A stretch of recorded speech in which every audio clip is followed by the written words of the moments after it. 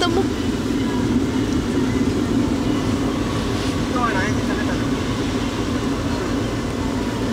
Uy, may tinitingnan si baby. Andre. Anong sinasabi mo? Ha?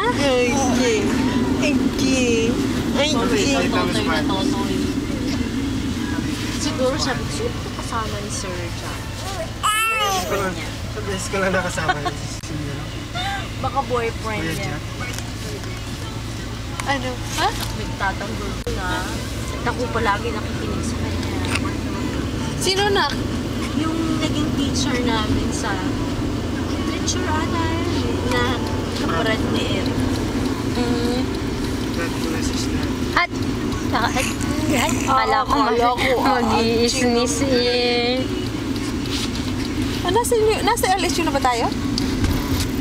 Nalilito nga kami yung Teresa rin sa pagpapark na sa downhill na Oo nga. the curve. Hindi ko maintindihan yun. Uphill, away from the curve. Paano gagawin yun?